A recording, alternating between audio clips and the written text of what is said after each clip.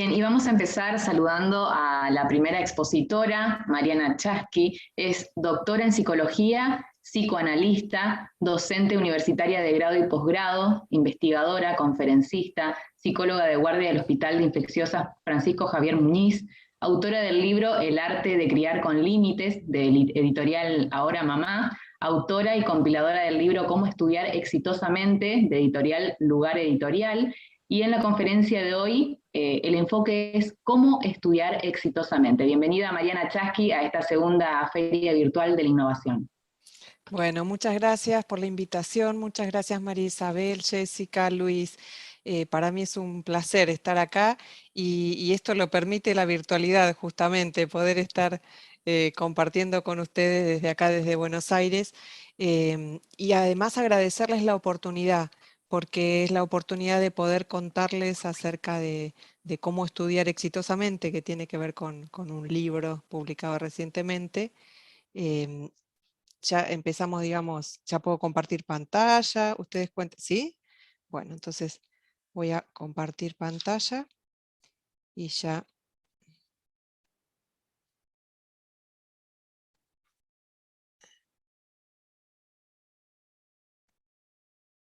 Bueno, entonces ahí arrancamos. Les decía que el título tiene que ver con, como decía Jessica recién cuando me presentaba, eh, con un libro que se llama Cómo estudiar exitosamente. Es un libro que se publicó hace muy poquitos meses, gracias al apoyo de la editorial Lugar, y que se encuentra, digamos, disponible en formato digital. El título es más largo, ya se habrán dado cuenta por qué en la charla lo acortamos a cómo estudiar exitosamente, porque completo es una contribución desde las neurociencias a la metodología de estudio en el ciclo superior.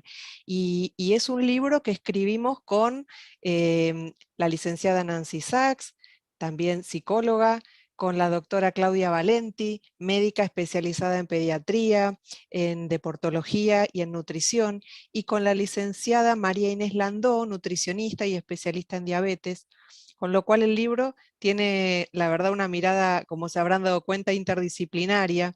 Y la idea, digamos, cuando lo pensamos y cuando lo pensamos desde ese enfoque, que me animo a decir que es justamente un enfoque completo, y que esa es la característica en realidad de diferente de otros libros, eh, que implica que para un buen rendimiento académico únicamente no se tiene en cuenta la metodología de estudio, no es lo único que vamos a tener en cuenta, sino los otros elementos que componen esas cuatro patas, digo yo, del estudio, que tiene que ver con los aspectos emocionales, que tiene que ver con prácticas en salud, como es la buena alimentación y la actividad física.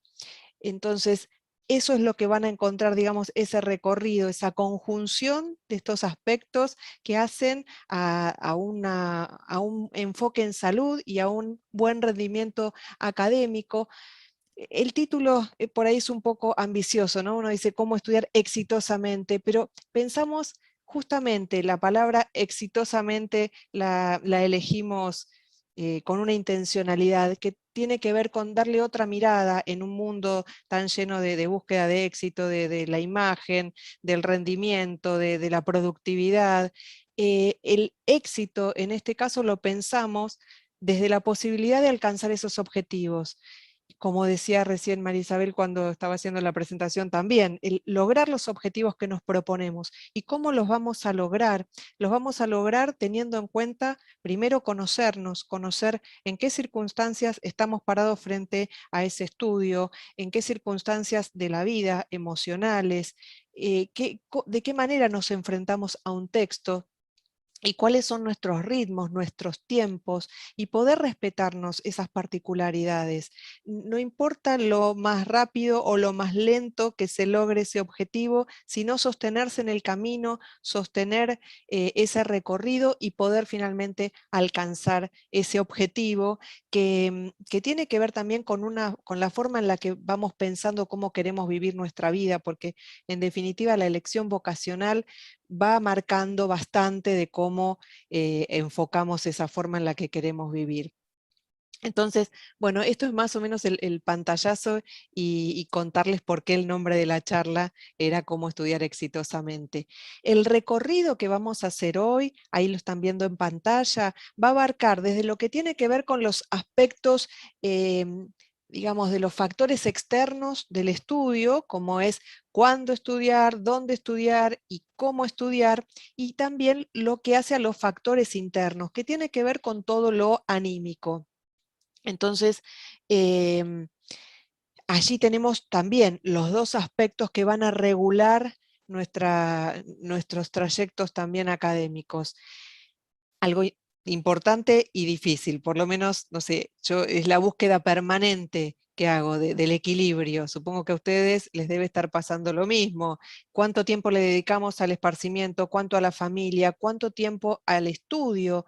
¿Y cuánto tiempo al trabajo? Porque la mayoría de las personas, por lo menos en esta instancia educativa, en lo que hace al ciclo superior, eh, conjugan el estudio con otras responsabilidades de familia, de trabajo, y bueno, el estudio forma parte de la vida, es uno de los aspectos, pero no es el único. Entonces eso requiere también una estrategia, requiere que le dediquemos un tiempo, y digamos, lo que proporciona o lo que motoriza esa posibilidad de encontrar, por lo menos de vez en cuando, ese equilibrio, es tener una buena planificación y una buena organización, lo cual implica una buena gestión del tiempo.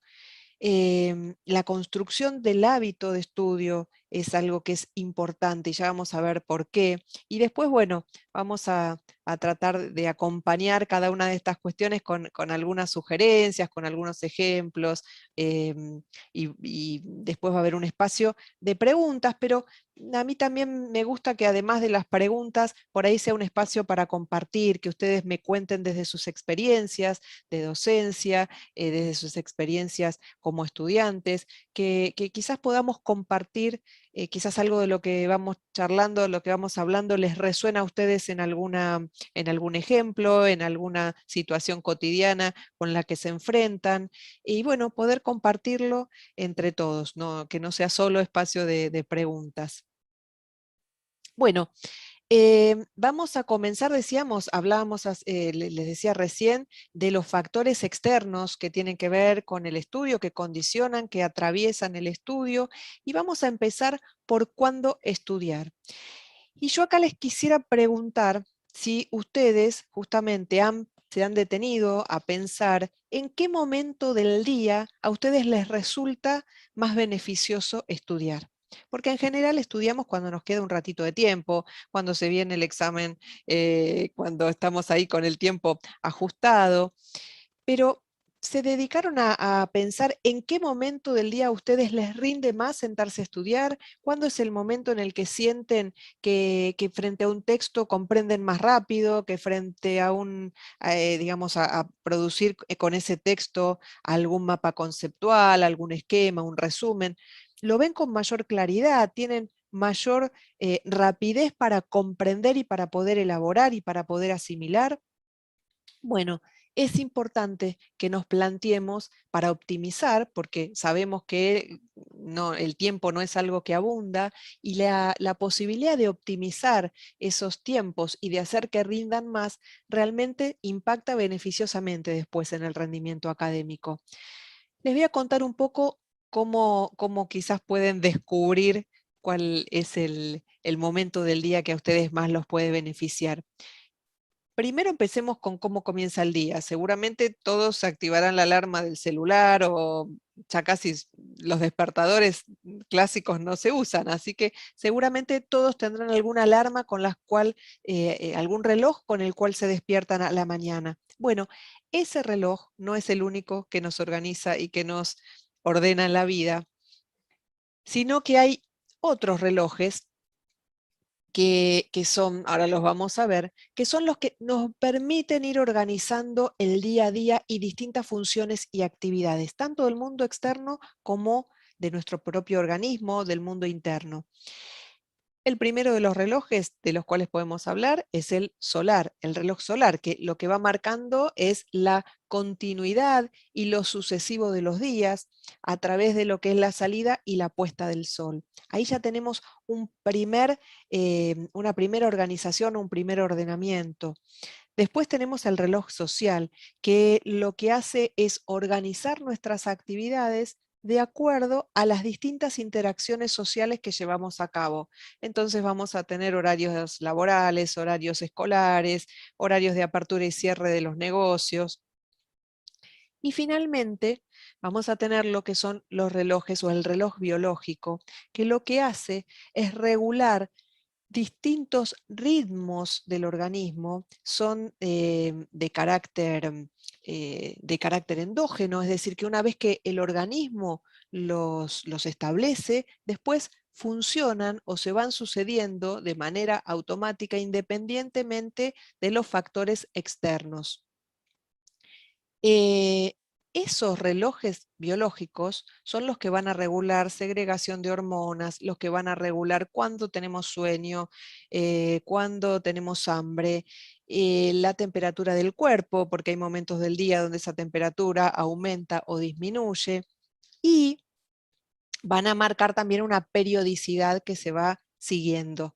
De acuerdo al tipo de periodicidad o de ritmo que tengan ese reloj biológico, vamos a encontrar que hay ritmos que son menores a 24 horas, que son los ritmos ultradianos. Después tenemos los ritmos infradianos, que son mayores a 24 horas, y en general, los que estamos más habituados a escuchar, los circadianos, que son los que tienen una periodicidad de 24 horas. Entonces, dentro de los que son menores a 24 horas, podríamos poner como ejemplo la sucesión de los distintos ciclos del dormir. Entonces tenemos momentos de sueño REM, momentos de sueño no REM. Bueno, esos serían ritmos ultradianos. Los infradianos, que decíamos que duraban más de 24 horas, podrían ser los periodos en los que se sucede el ciclo menstrual. Y los de 24 horas, los circadianos, que van regulando nuestro día a día y van regulando estas cuestiones que hablábamos antes en relación a regulaciones de hormonas. Eh, bueno, dentro de esos distintos ritmos va a haber preferencias interindividuales, es decir, cada persona va a tener preferencias diferentes quizás de otros, en qué momento específico del día realizar determinadas actividades, tanto de carácter físico como de carácter intelectual. Esto llevado a la práctica, traducido, es lo que les decía al inicio. ¿En qué momento nos gusta estudiar? ¿Cuándo nos rinde más? ¿Cuándo sentimos que es más sencillo? Y ya cada uno debe estar ubicando entonces en qué momento. Lo que hizo las neurociencias fue clasificar esos ritmos en ritmos vespertinos, en ritmos intermedios y en ritmos matutinos. Esos se llaman, digamos, a estas preferencias se las conoce como cronotipos. Bueno, si ustedes pueden comenzar a ubicar cuál es el cronotipo de preferencia de ustedes, van a poder optimizar entonces esos momentos de estudio. Si el cronotipo de ustedes es vespertino, lo que hicieron los neurocientíficos es asimilarlo a nombres de aves que tuvieran esos mismos también tipos de comportamiento. Entonces a los de ritmo matutino los llamaron alondras, a los de el ritmo intermedio se los conoce como colibríes, y a los de ritmos nocturnos o vespertinos como búhos. Ubicado esto, si ustedes saben entonces si son alondras, colibríes o búhos, lo que van a poder es tener un mejor aprovechamiento de esos momentos de estudio. Si a esto le pudiéramos agregar que ustedes coordinaran, que trataran de organizar en función de esos mejores momentos para estudiar el resto de las actividades, bueno, sería maravilloso, porque entonces podríamos optimizar todos esos espacios. A veces lamentablemente están organizados en función de las actividades laborales. De todas maneras, lo que vamos a tratar también es de encontrar como algunos truquitos para que si tienen que estudiar en algún momento que no coincide con su cronotipo, también puedan optimizarlo. Otro de los factores externos es dónde estudiar. Y acá vamos a partir de cuestiones que son más del orden de, yo digo de las idealizaciones, porque en realidad vamos a hacer un rápido recorrido por cuáles serían las condiciones óptimas. Sabemos que muchas veces no se logran esas condiciones óptimas, como sería tener un lugar que sea un lugar que esté, digamos, que permita cierta privacidad para que podamos concentrarnos, para que podamos estar libres de lo que sean las interrupciones por ruidos, por cuestiones que puedan hacer que nos distraigamos mientras estamos estudiando, mientras estamos concentrados. Que el lugar fuera luminoso, que la iluminación fuera una iluminación en lo posible con luz natural, tener cuidado con la regulación de la temperatura, o sea, que el ambiente esté bien ventilado. Bueno, esto lo aprendimos especialmente todo este último tiempo, que los ambientes estuvieran bien ventilados y que las regulaciones de temperatura no sean ni con temperaturas muy elevadas ni con temperaturas muy frías, porque ninguna de esas condiciones favorece la concentración. Si tenemos frío, no podemos concentrarnos; si tenemos calor, nos adormecemos. Y esto justamente no favorece la posibilidad de que ustedes desplieguen ahí todo el potencial para poder concentrarse y para poder estudiar.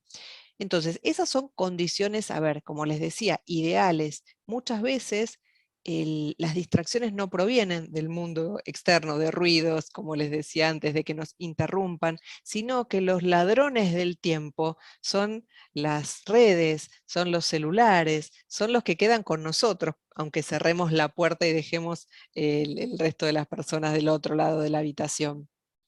Y de la misma forma, todo lo que, digamos, las posibilidades de que uno encuentre un lugar que sea el mismo lugar siempre donde estudiar, favorecería evitar las distracciones. ¿Por qué? Porque al cerebro le gusta todo lo novedoso. Así como esa característica nos va a beneficiar cuando estemos frente a un apunte, a un texto, para usar colores, fibras, para poder marcar el texto, hacer dibujos, y todo eso que se vuelve novedoso, interesante y atractivo, el movimiento, o sea que lo que tiene que ver con los videos, las animaciones, van a ser muy beneficiosos para poder estudiar. De la misma manera, cambiar de ambiente, si todo el tiempo estudiáramos en lugares distintos, ese mismo entusiasmo del cerebro por descubrir algo nuevo, lo que haría es favorecer la distracción. Entonces, si podemos ubicar el mismo lugar siempre para estudiar, eso nos va a favorecer. ¿Cómo estudiar? Acá, más que nada, seguimos, digamos, pensando en esos factores externos, nos vamos a detener en la posición, que sea una posición donde sea una silla cómoda frente a un escritorio, no en la cama, recostados, porque eso lo que favorece también es que nos vayamos de a poquito deslizando, deslizando y nos quedemos dormidos. Entonces, en cuanto a los factores externos, esas condiciones que vamos a tener en cuenta. Pensemos que si, por ejemplo, no pudiéramos disponer de un lugar que sea siempre el mismo lugar y que tuviera estas características y nos tocara por situaciones laborales, porque nos queda un rato de tiempo, que es el único momento donde podemos estudiar, entre la salida del trabajo y, por ejemplo, la cursada de determinada, digamos, materia, y tenemos un tiempo en donde vamos a ir a una confitería, vamos a ir a, no sé, a un McDonald's a estudiar, que es un lugar ruidoso. Bueno, tengamos presente que hay un mecanismo que, digamos, que permite el cerebro, que es de cierta automatización, que favorece que ante las distracciones, cuando son sonidos digamos, que van a mantenerse allí durante todo el tiempo que querramos estar estudiando, cual gotita ¿no? La gotita cuando cae en la canilla que va siendo repetitivo. Bueno, hay un mecanismo que es el de habituación, que lo que favorece es que haya un descenso en esa respuesta frente a ese estímulo para que podamos concentrarnos y podamos dirigir la atención hacia el foco que tenemos que dirigirla y podamos, aún en un ambiente que no sería el favorable, poder encontrar algunas condiciones para poder hacer una lectura comprensiva, para poder concentrarnos. Así que bueno, vamos a tratar que en las condiciones en las que cada uno tenga que estudiar, que pueda optimizarlo y que pueda favorecer esa concentración. Concentración que me gusta decir que para poder estudiar hace falta a veces tener como áreas libres de conflicto, porque sabemos que las emociones, cuando estamos o muy contentos, porque no necesariamente las emociones es por conflictos o por tristezas, cuando estamos muy entusiasmados por algo nos cuesta concentrarnos frente al texto y eso desvía nuestra atención. Es importante conocernos, saber qué nos está pasando y saber también que la escolaridad, lo que tiene que ver con la escolaridad en el ciclo superior, no se encuentra, digamos, en el rango etario que corresponde a la última parte de la adolescencia, lo que es la adolescencia tardía, y de ahí en más no hay límite, o sea, abarca todas las etapas posteriores, la adultez, la vejez, en cualquier momento puede encontrarnos estudiando en el ciclo superior. Pero digamos que ya en esas etapas se conjugan con el estudio un montón de otras situaciones que requieren también de nuestra atención.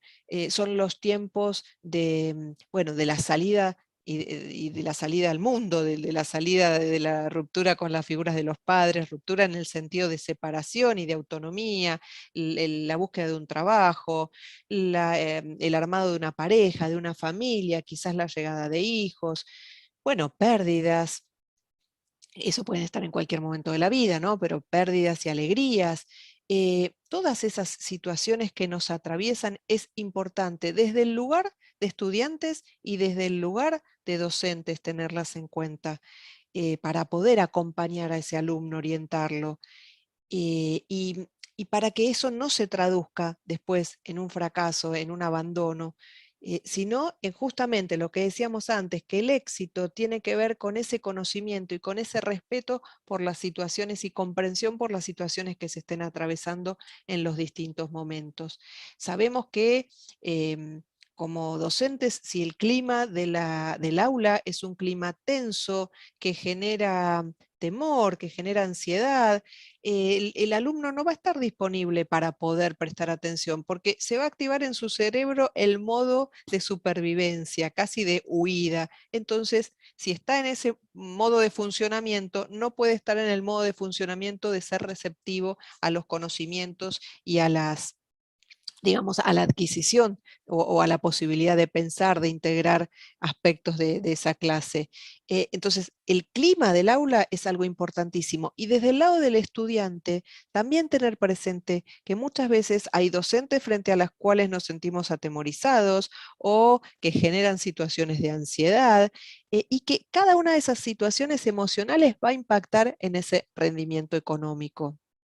Bueno, esto se los decía antes, ¿no? La búsqueda del equilibrio entre tantos aspectos que configuran las distintas esferas de desenvolvimiento vital que tiene un ser humano en esta etapa de la vida. La manera de balancear, bueno, se va a encontrar, se va a perder. Hay momentos donde lo vamos a hacer mejor y momentos donde lo vamos a hacer peor, pero la idea no es que una carrera es lo único y lo único a lo que hay que, digamos, destinarle el tiempo y la dedicación. Sí, lleva horas, lleva esfuerzo, pero hay que tratar de articularla y de balancearla con los otros aspectos, porque por lo menos en mi experiencia, yo no he visto buenos resultados. ¿Vieron en esos alumnos, en esos estudiantes que solo se dedican a estudiar y que entonces no se ven con amigos, interrumpen todas las actividades recreativas y solamente lo único a lo que destinan su tiempo y su energía es al estudio? Bueno, no he visto buenos resultados porque se necesita de los otros aspectos también para emocionalmente estar bien y poder enfrentar todas las exigencias que implica estudiar en el ciclo superior. La posibilidad de planificar y organizar, bueno, cada uno va a encontrar la estrategia mejor, agendas, formas de los corchos pegarse las anotaciones. Lo importante, sí, es que ustedes puedan, y eso lo comandan los lóbulos prefrontales, puedan establecer prioridades. Esas prioridades, en función de qué las van a organizar para cumplir con esos objetivos, en función de fechas, fechas de entrega, de exámenes, de parciales, de entrega de trabajos prácticos.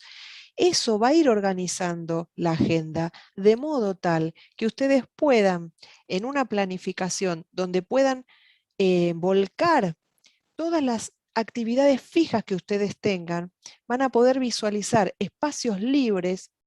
¿Que para qué les van a servir? Porque van a ser los espacios en los cuales ustedes van a poder ubicar ahí la posibilidad de estudiar.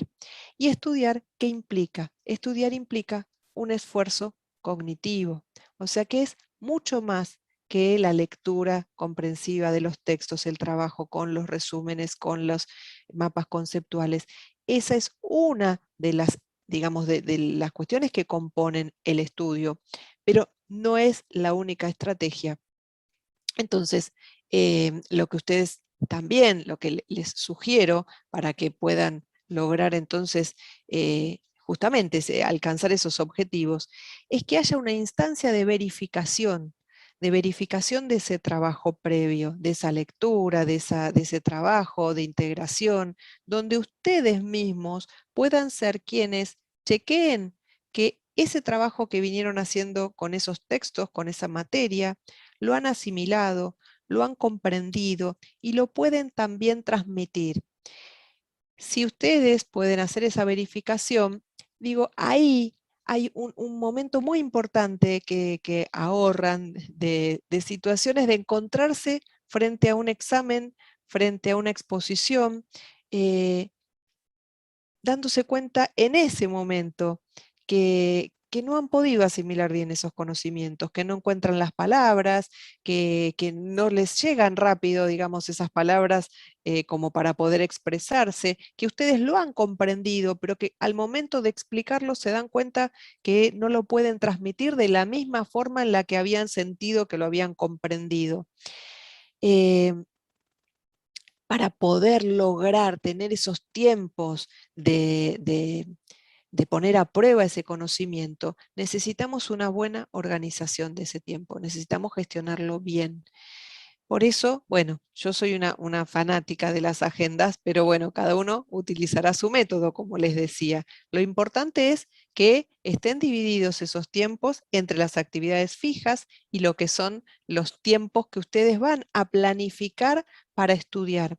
Acá hay algo muy parecido o que va en la misma línea de lo que les contaba antes en relación al lugar que vamos a elegir para estudiar.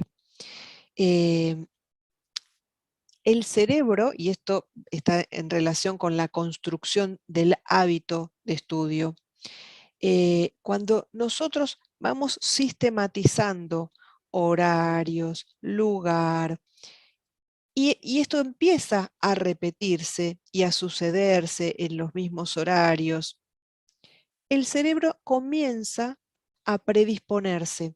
Es, digamos, el mismo mecanismo que tiene que ver con la construcción de los hábitos. Por eso decíamos el hábito de estudiar. ¿Cómo construyeron ustedes el hábito de cepillarse los dientes? Bueno, a fuerza seguramente de incentivo de sus padres, recordándoselos, haciendo que esta fuera una actividad que se sucediera repetidamente todos los días.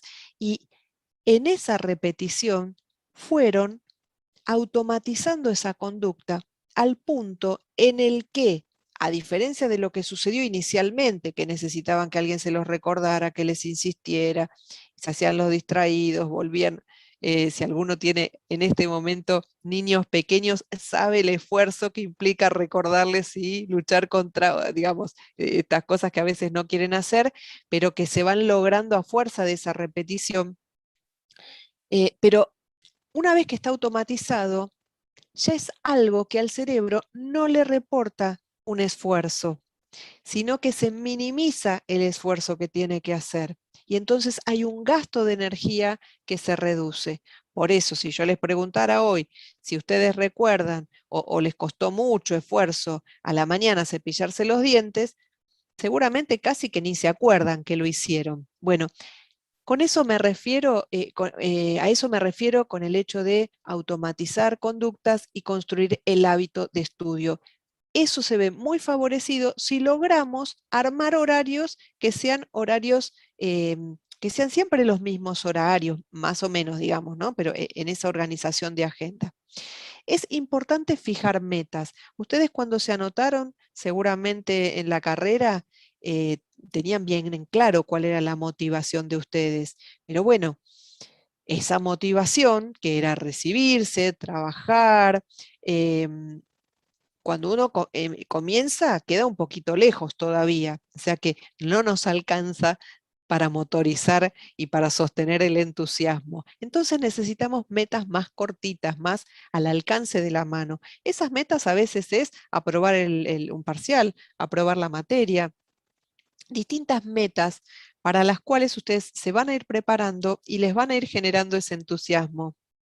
Ese entusiasmo, o por lo menos el entusiasmo de tachar una materia más del plan de estudios y estar más cerca del objetivo. Necesitan priorizar, como les decía antes. Bueno, ¿qué van a estudiar primero? ¿Qué van a estudiar si tienen el parcial de tal materia, lo tienen antes que el de la otra? Van a tratar de organizar esa agenda de modo tal de priorizar y de lograr alcanzar ese objetivo. Con los estudiantes, lo que podemos hacer también es un poco ayudarlos en esa organización y en esa planificación. Y ser realistas con los plazos. Yo digo igual que los cronogramas, los cronogramas que nos armamos, las agendas, están para no cumplirlos. Lo digo un poco en chiste, pero un poco en serio porque es necesario tener una flexibilidad, saber, digamos que a veces un tema que pensábamos que iba a resultarnos sencillo nos toma 2, 3 días más, y eso hace que esa agenda, esa construcción, esa organización va a estar en constante movimiento y en constante reformulación. Pero lo importante es tener como esas fechas fijas que decíamos antes, que son las que nos van a orientar. Para ser realistas con los plazos, también tenemos que pensar que esa organización tiene que comenzar desde el momento en que empezó la cursada, porque si lo vamos dejando para el final de la materia, cuando ya estamos muy cerca del examen, lo que va a pasar es que, a mí me gusta asimilarlo, digamos, al proceso de digestión. Vieron, si uno se come todo de golpe y se da un atracón, no asimila esos alimentos, y esos alimentos terminan siendo lanzados, como a veces pasa con los contenidos, con lo que uno estudia, que se sabe o que uno escucha que no hubo una asimilación, que no hubo un trabajo, sino que es una repetición que salió ahí, se nota a último momento, pero sin demasiada elaboración. Bueno, eso es lo que hay que tratar con la gestión del tiempo, de lograr que nos permita hacer esa asimilación. Después, hacer un repaso de los objetivos día a día, ¿no? Si logramos en esa organización cumplir con esos tiempos, reformular, dedicarle espacios de descanso a esos momentos de estudio. Y digo momentos de descanso porque la atención, y ustedes esto también lo habrán notado, no dura mucho tiempo, la capacidad de estar así, concentrados, afilados en un tema. ¿Y cómo nos damos cuenta? Empezamos a bostezar, nos empezamos a mover en las sillas, se nos van cerrando los ojos, nos quedamos quizás mirando el texto o la pantalla, pero quedamos así como tildados, colgados. Bueno, necesitamos que esa atención se vaya relanzando, y esto no implica parar y, no sé, y descansar media hora, no, porque a veces quizás en ese ritmo no lograríamos cumplir los objetivos, pero hay un factor que es clave y que tiene que ver con el movimiento. El movimiento, cuando uno está estudiando, lo que permite es que la atención, que está regulada también por algo que se llama SARA o Sistema Activador Reticular Ascendente, se ponga en marcha. Cuando uno se mueve, algo de esto activa nuevamente la capacidad atencional. Entonces, allí donde ya venimos leyendo, venimos concentrados y percibimos que ya estamos cansados, bueno, levantarse, hacer algún movimiento de estiramiento, caminar un poco, ir a buscar un vaso de agua, todo lo que implique movimiento, van a ver cómo rápidamente reconduce la capacidad atencional y los vuelve a dirigir a poder seguir con la comprensión de ese texto. Bueno, la multitarea es un mal de la época. Y es un mal de la época porque está muy bien visto, o sea, que hagamos muchas cosas a la vez. Y la verdad es que si hacemos muchas cosas a la vez, probablemente algunas las hagamos mal, nos distraigamos, cometamos errores. Entonces, bueno, que el momento en el que ustedes se sientan a estudiar, el momento en el que ustedes necesitan de hacer ese trabajo de cognición, ese esfuerzo cognitivo, eh, que solo hagan eso, que es un montón, digamos, ya es un esfuerzo impresionante en sí mismo. Y quizás, como es muy tentador tener a mano los celulares, bueno, que ustedes organicen la mejor forma, porque cada vez que se interrumpe y uno mira no sé, algo en Instagram o uno mira, no sé, alguna notificación o alguna búsqueda, ¿les habrá pasado? Van a buscar algo quizás en Google, una búsqueda, y de repente se encontraron viendo un montón de noticias de la actriz de no sé qué país que por ahí no conocen bien. Ese desvío que los lleva, que les toma un montón de tiempo, a veces varios minutos, le genera un gasto también al cerebro que para volver a concentrarse le toma aproximadamente 20 minutos. En publicaciones sobre estos temas han visto que ese es más o menos el tiempo para que el cerebro vuelva otra vez a conectarse y a meterse en el tema. Fíjense Mariana, entonces, sí, nos hola, quedan sí. unos minutos nada más. Unos minutitos. Sí, yo me entusiasmo y siempre pienso, digo, bueno, voy a hablar poquito, pero eso nos lleva, digamos, mucho de nuestro tiempo. Bueno, de todas maneras, de construir el hábito de estudio se trata con todas estas cuestiones. Así que, bueno, fundamentalmente esto. Em, Algo más que quiero decirles, y con eso ya voy al cierre, es que ese esfuerzo cognitivo muchas veces se ve favorecido si ustedes pueden hacerlo en voz alta, si ustedes pueden hacer ese chequeo de que comprendieron la información, de que la pudieron asimilar en voz alta, porque eso les va a dar mucha mayor fluidez y va a ayudar a que se vaya consolidando en las redes de memoria. Bueno, podría seguir contándoles mucho más, pero por lo menos este era un pequeño recorrido, digamos, por aquellos factores que intervienen en esos procesos de estudio, que pueden potenciar, que pueden favorecer.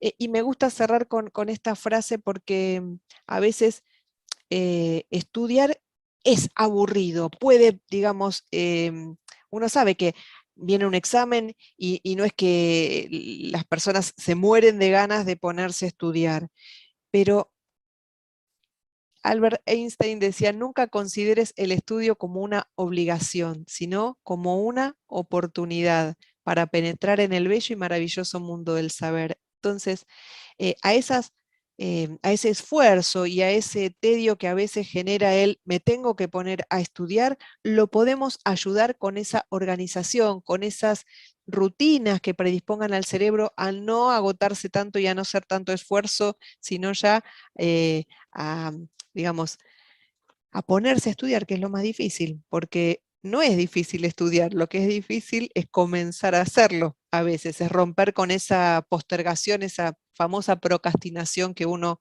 ahí pone en juego al momento de tomar los apuntes, tomar ese texto. pero esa, digamos, postergación está en relación directa con el esfuerzo cognitivo que genera también el proceso de estudio. Bueno, hasta Bien, acá. Mariana, voy a transmitirte una de las preguntas que Dale, surgieron durante tu sí. exposición. Una de ellas es si la noche es un momento ideal para estudiar. Bueno, es ideal si son búhos, porque entonces van a encontrar que a la noche se van a poder concentrar mejor. Ahora, si son alondras, que era lo que le decía en relación a los cronotipos al inicio, o si son colibríes, les va a dar lo mismo, porque se van a poder concentrar en distintos momentos. Si son alondras, no, porque digamos, el mejor momento sería por la mañana en ese caso. Hay una idea, vieron así como que en realidad no está sustentada, de que las personas rinden todas mejor por la mañana. Y en realidad, desde que sabemos el tema de los cronotipos, sabemos que no es así. Y de hecho, cuanto más temprano, menor es el rendimiento, porque en generalidades lo que se ha visto es que las mayores concentraciones, digamos, de atención y el mejor rendimiento cognitivo se da a mitad de mañana, disminuye en lo que es la primera hora de la tarde y vuelve a repuntar hacia la última parte de la tarde, cerca de las 6 de la tarde. Entonces, en general, digamos, son momentos de alta capacidad de concentración y de buen rendimiento. Pero bueno, solamente a la noche, si sos búho, te va a beneficiar. Mariana, muchas gracias por esta exposición.